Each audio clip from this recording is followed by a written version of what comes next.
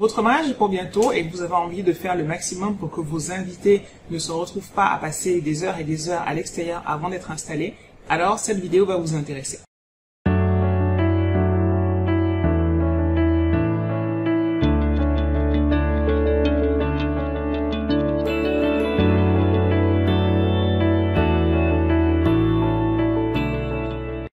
Bonjour à tous et bienvenue sur votre chaîne Mélanie Wabo Wedding, j'espère que vous allez bien. Aujourd'hui j'ai envie de vous parler de l'installation des invités parce qu'il y a 3 étapes en fait indispensables et à bien anticiper pour que l'installation de vos invités le jour de votre événement, qu'il s'agisse d'un vin d'honneur, qu'il s'agisse de la réception, en tout cas tout événement où vous avez besoin de les mettre à table en fait, que ça se passe bien. Il va falloir passer par 3 étapes qui sont vraiment cruciales. La première étape c'est votre plan de salle. La deuxième étape, ça va être votre plan de table.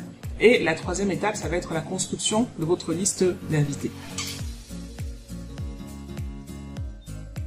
La première chose dont vous avez besoin, c'est le plan de la salle.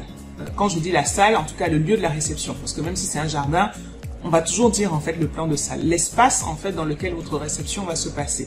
La plupart du temps, c'est le responsable du site qui peut vous fournir des plans parce qu'ils ont quelquefois des plans pour dire quand on fait une mise en place pour 200, voilà comment ça se fait, pour 300, pour 400. Beaucoup ne l'ont pas malheureusement. Dans ce cas, ça peut être votre décoratrice. Une fois que vous lui aurez fait part de vos besoins, on a 200 invités, on veut des tables rondes, on veut des tables rectangulaires, enfin voilà.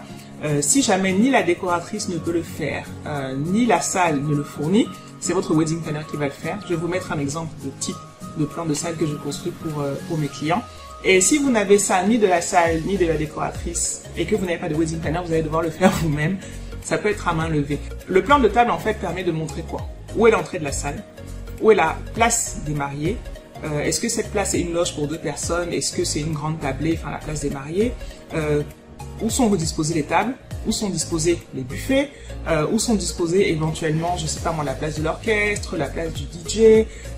Combien est-ce qu'on a de buffets, si on fait des stations debout, si on a plusieurs apéros.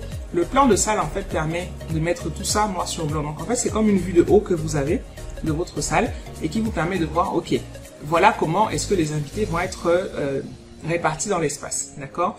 Selon le type de mariage que vous avez prévu, selon le type d'animation, ça peut avoir un impact sur votre plan de salle.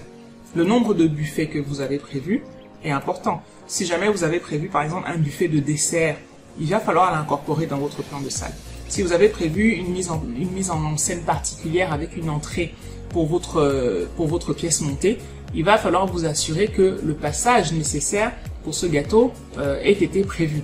Si jamais vous avez une chorégraphie avec vos garçons et demoiselles d'honneur qui nécessite aussi une grande allée au niveau de l'allée justement centrale, c'est des choses à tenir en compte parce que je suis sûre que vous avez déjà eu cette scène où en fait le couple arrive, on sent qu'il y avait une super chorégraphie de prévu et là le chef de protocole commence à pousser les gens, serrez-vous, ou même pour le gâteau. C'est souvent parce qu'on n'en a pas tenu compte en fait au moment où on faisait le plan de salle.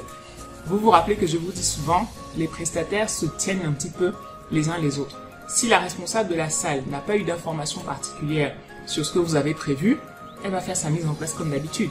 Si vous ne lui dites pas que vous avez besoin que l'entrée soit un peu plus large, ou que telle table soit un peu plus longue, ou que sur telle table, par exemple, vous avez une personne à mobilité réduite. Quelqu'un qui a un fauteuil roulant va avoir besoin de plus de place à table. Donc, ce sont des informations importantes. Le plan de salle, c'est la photo du matériel, si je peux dire, du mobilier disposé dans la salle. On va dire ça comme ça pour pas faire trop compliqué. Et donc ce plan de salle il doit être personnalisé, hein, c'est-à-dire que n'allez pas prendre un plan qu'on a fait pour un précédent mariage de 200 personnes et puis vous dites que il va marcher pour votre mariage de 300. Ça peut être une base de travail bien sûr, mais bon, ça veut dire que sur le plan sur lequel vous êtes en train de travailler, concrètement, il manque 10 tables.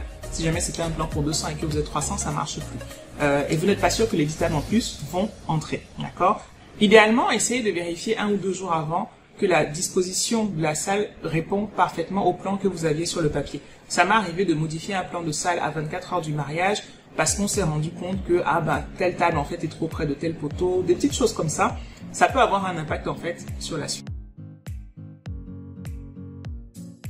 La deuxième chose quand vous avez votre plan de salle, ça va être le plan de table, d'accord? Une fois que vous avez le plan de salle, on va se concentrer uniquement sur les tables des invités, d'accord? On ne se préoccupe plus à ce stade-ci de la position du DJ, des buffets, de l'orchestre, de la chorale. les tables des invités. J'ai donc un plan avec 30 ronds qui représentent 30 tables de 6, 8 ou 10 personnes selon ce qu'on a convenu. D'accord? Quand vous allez commencer à travailler sur votre plan de table, il va s'agir peut-être de faire des zones. Moi, c'est ce que je recommande souvent. Vous faites des zones. Vous allez dire, OK, voilà la place des mariés. Voici les différentes tables. On décide que ici, ce sera ces 3 tables, c'est la zone de nos collègues. Ces 4 tables, ce sont la zone des parents de la mariée. Ces 5 tables, les parents du marié. Ici, les cousins et les cousines. Ici, bref, vous voyez, vous faites des zones. Donc, vous voyez qu'à ce stade, je ne suis pas encore en train de parler de manière nominative.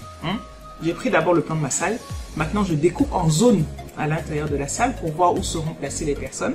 Et si jamais vous avez laissé la latitude à vos parents, vous pouvez leur montrer le plan en disant, voilà les 4 tables de vos amis. Maintenant, à vous de faire la répartition de vos invités, donc de vos 40 invités, sur ces 4 tables. D'accord? De la même manière qu'à vous aussi, vous allez faire cet exercice-là. Les amis de madame, les amis de monsieur, les amis en commun. Vous allez quand même essayer de vous rappeler que vous faites un plan pour regrouper les gens par affinité. C'est pour ça qu'en général, les collègues sont ensemble, les plus jeunes sont ensemble, les plus âgés sont ensemble. Par rapport aux familles, il y a 2 écoles. Il y a une, et les 2 sont bien, vraiment, c'est votre choix. Il y a une école qui dit, le mariage, ça va être l'occasion de faire connaissance. Donc, on va mélanger les familles à table. Et il y a une autre école qui dit, c'est pas forcément pendant une soirée de mariage qu'on fait connaissance, on a envie que les gens s'amusent, donc on va pas trop les mélanger. Et quelquefois, même certaines personnes, certaines familles décident de diviser la salle en 2. Donc d'un côté, on aura la famille de la mariée, de l'autre côté, la famille du marié. Donc ça, vous échangez, vous voyez ce qui vous convient le mieux. Mais à ce stade, vous êtes encore en train de réfléchir en zone. Maintenant, vous avez votre plan de salle, vous avez vos zones. Vous allez maintenant vous attaquer à la position de chaque invité sur sa table. Pour pouvoir faire ça, ça suppose que vous avez une liste d'invités qui est claire, qui est cohérente, qui est bien renseignée. La liste d'invités, n'oubliez jamais que c'est vous qui la faites, mais c'est pas vous qui allez l'utiliser. Donc les tatas chouchous, les tontons poupouillou, non, ça marche pas. S'il vous plaît, faites en sorte que votre liste d'invités ait les mêmes noms que ceux qui sont écrits sur le carton de la personne. Ce qui permet que vos hôtesses ou vos cousines ou les personnes qui seront en fait à l'accueil et qui vont avoir une liste d'invités qui leur permet de savoir que telle personne va à telle table. Au pire du pire, si jamais dans la prononciation du nom de la personne, on ne s'est pas retrouvé, quand on va lire le carton, comme c'est le même nom qu'on va retrouver dans la liste, ce sera plus facile. D'accord? Le meilleur outil selon moi, c'est Excel pour la liste d'invités. Je vous montre aussi là, je vais vous faire une petite capture du type de liste d'invités que j'utilise. Quand je signe un contrat avec les clients, je crois que c'est peut-être le premier template que je leur envoie dès le début, la liste d'invités. Parce que quand ce fichier est bien conçu, je vous assure que ça facilite énormément le reste. Une liste d'invités, ça se conçoit par nom. C'est-à-dire que l'information par laquelle on entre, c'est le nom de la personne, ce n'est pas la table. Je suis sûr que vous avez eu quelquefois, si vous avez eu à faire des prestations en protocole, les hôtesses, quand elles voient ça, elles s'arrachent les cheveux parce qu'elles savent que ça va être catastrophique. Quelquefois, on nous donne le plan de salle par table. Donc, c'est-à-dire qu'on a un document qui nous dit table 1, c'est telle personne, table 2, c'est telle personne. C'est bien beau, mais en fait, c'est un casse-tête. Parce que quand l'invité il arrive, lui, il sait pas à quelle table il est. Il va vous dire bonjour, bonjour, je suis Madame Wabo. Et là, on se retrouve à aller page par page. Il faut trouver Madame Wabo. Non. Une liste d'invités pour pouvoir être installée rapidement et correctement, c'est par nom. Donc, la liste, elle est faite sur Excel par ordre alphabétique. Et à côté du nom de la personne, on a son nom ou son numéro de table. D'accord? Donc, vous voyez que si jamais le plan de salle que vous avez reçu était correct, ça fait que quand votre équipe de protocole va venir faire son repérage, elle a une copie, elle a un exemplaire papier du plan de salle sur lequel il y aura les noms et ou les numéros de table. Donc, elle peut faire son repérage tranquillement, se rassurer que, ok, ce que le plan me dit, c'est effectivement ce que j'ai en face de moi. J'ai effectivement 30 tables, 15 qui sont à la gauche, 15 qui sont à la droite. J'ai effectivement mes 2 tables royales. Donc, on se projette dans l'espace assez facilement. Et quand les invités arrivent, forcément, c'est clair, c'est limpide, comme de l'eau de roche, comme dirait ma fille. Donc, voilà, quelques étapes pour pouvoir installer les invités correctement. Un plan de salle personnalisé, un plan de table cohérent et une liste d'invités claire et précise. Je fais une petite précision sur la liste d'invités. C'est également l'endroit où vous allez mentionner si jamais c'est une invitation pour une personne seule, pour un couple ou pour une famille. Donc, une liste d'invités, en fait, comme je le disais, ça se conçoit de manière intelligente dès le départ. Vous avez en tête quelles sont les informations qui doivent figurer à l'intérieur.